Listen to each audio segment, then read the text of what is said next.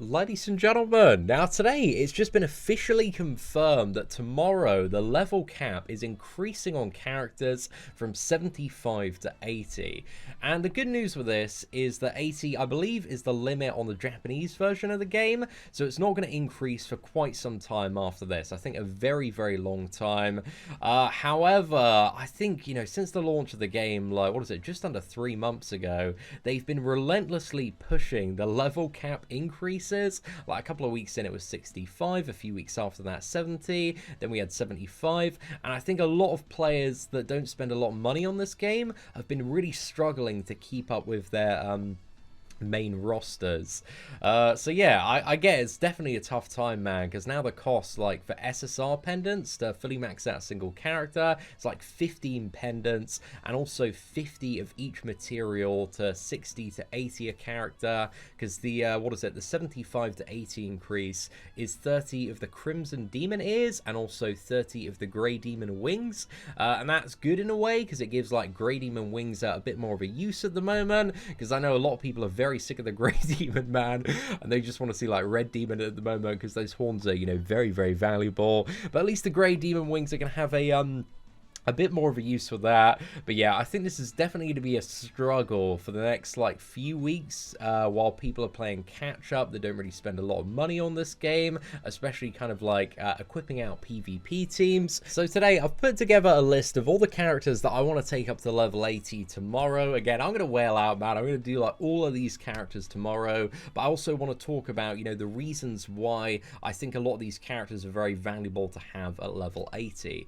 Now, in terms of the biggest priority and what you want to think about for most players in terms of who do you want to level 80 first, it's got to be your PvP team. Because if you're going into PvP, you're level 75 characters versus 80 characters, you are going to be at a disadvantage. So you don't want that, man. PvP, at least in my opinion, for any player that cares about it, is the top priority. And then maybe it's Knighthood boss if you're, you really do care about getting a really top score or the highest score possible, and then after that it's like farming and farming demons, and then associations, I would say. But again, it depends on your personal priorities and exactly what you're after.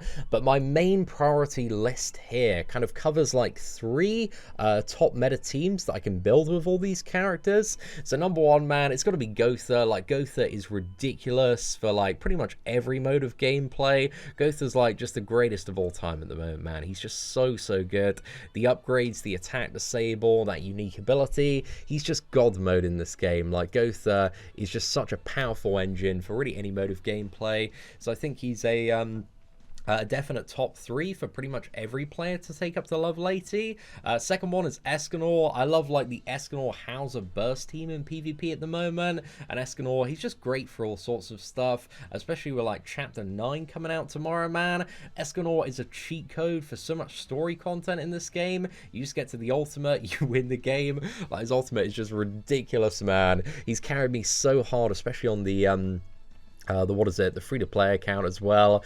But yeah, he's just great for a lot of different stuff, man. Escanor's fantastic. Then we got Hauser. Hauser is the king of auto farming. He is just insane for that. Level cap increase means a little bit more damage, a little bit more efficiency, but also I run this guy alongside an Escanor burst team in PvP, and also a mono red team with Arthur, Gotha, and Twigo on certain occasions as well. And that team is still very dominant and very relevant for challenger PvP. So that team is awesome. And then next up we got Blue King. I run alongside Hauser and Escanor for my main PvP team at the moment, but King is kind of a core component, I'd say, in about 60-70% of PvP teams. That ultimate slaps so incredibly hard. He's got Petrify, Purify, tons of great uses in the story as well, and King just has great uses all over the shop. So very, very solid character. Then we got Arthur. I love Arthur for all sorts of PvP teams, kind of mainly paired with Gotha for the The Gold Rush setup. There are so many teams you can build around like those two characters.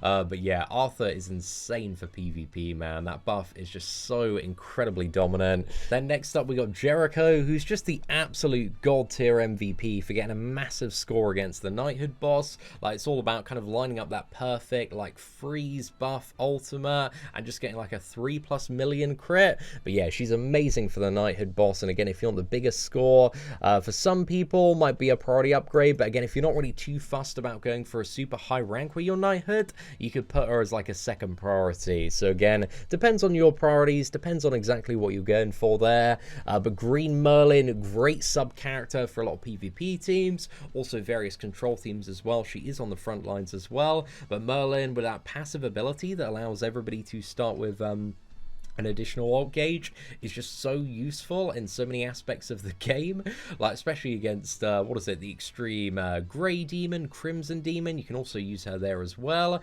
She's not too bad against the Ifrit boss that we had like previously, but Merlin just has so many uses, man. She's a really great investment for a lot of players. Then next up we got Red Hellbrum, and if you're like Kingbrum Till I Die, obviously like he's a little bit higher on this list, but again, I rarely run that team outside of you know, when I'm making meme videos and when I want to torture other players as well. But Hellbrum, he's just really the king of control in PvP, paired with like Gotha or King, or Gotha and Arthur as well. He actually works incredibly decently on an all-red mono team. I really do like that team for PvP.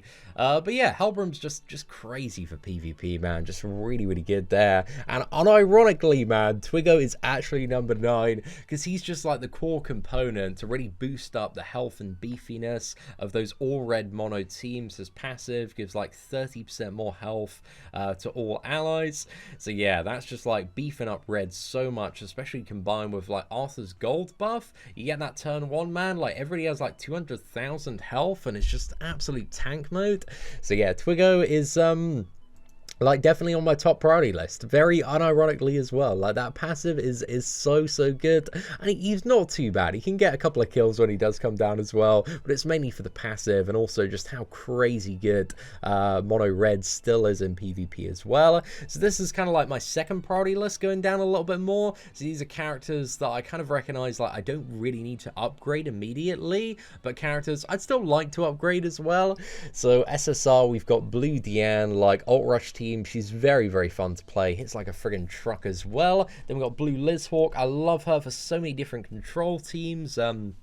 Also works really well with like the Arthur Gotha one as well, but I'm not really playing too much Blue Lizhawk at the moment, but she still slaps, man. She's still really good.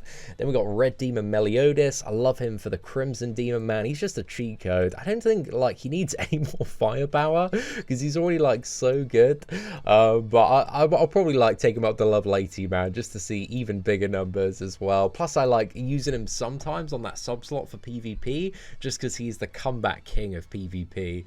Very fun to play on the sub. And then SR characters, we've got Green Lizhawk, probably going to take her up for farming as well at some point, because she is crazy good for auto farming, man. She hits insanely hard on that ability that kind of cleaves everybody with the pierce damage. So yeah, she's fantastic for auto farming. Really do like her. Then we got Red Lizhawk as well. Red Lizhawk is kind of like Red Demon Meliodas, that she's so OP that she kind of does everything already at level 75 or even lower than that.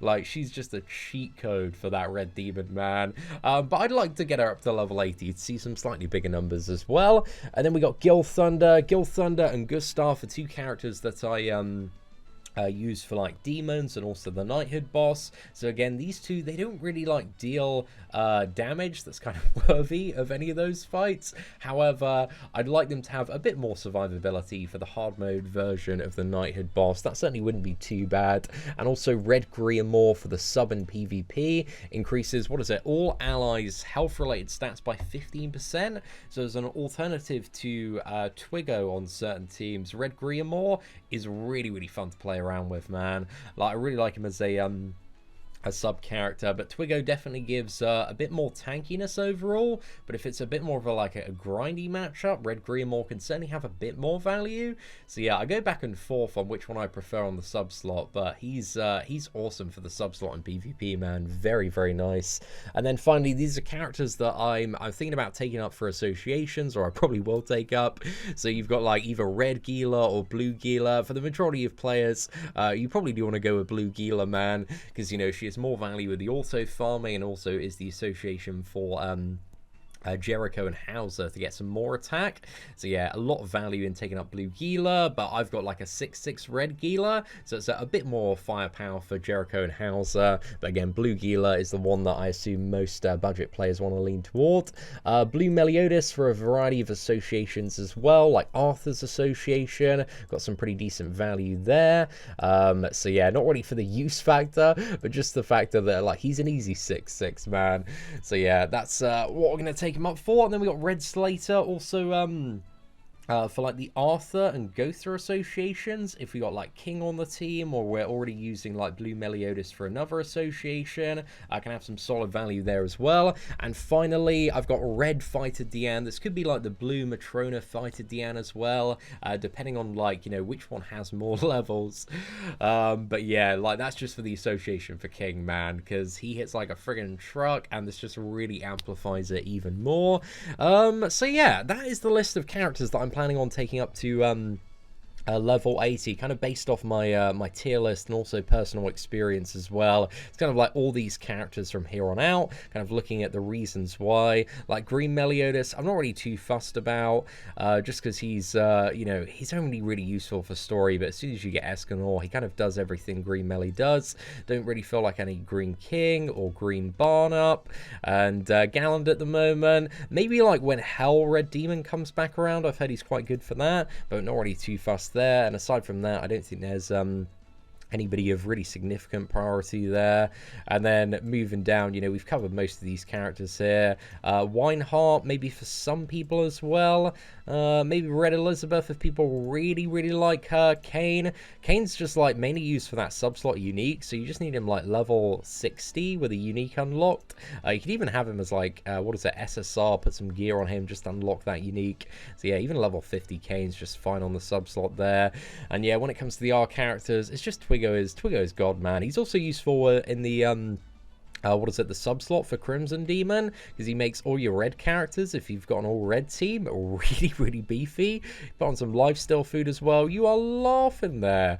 So yeah, that is the list of characters that I plan to take up with the level cap increase tomorrow, and hopefully you did enjoy today's breakdown. Let me know in the comments section below, are there any characters that you're planning on taking up immediately tomorrow with the level 80 cap increase? Let me know your thoughts. But aside from that, ladies and gentlemen, if you did enjoy today's video, please do smash that like button. That'd be greatly appreciated. Take care, and I hope that you have an absolutely fantastic day.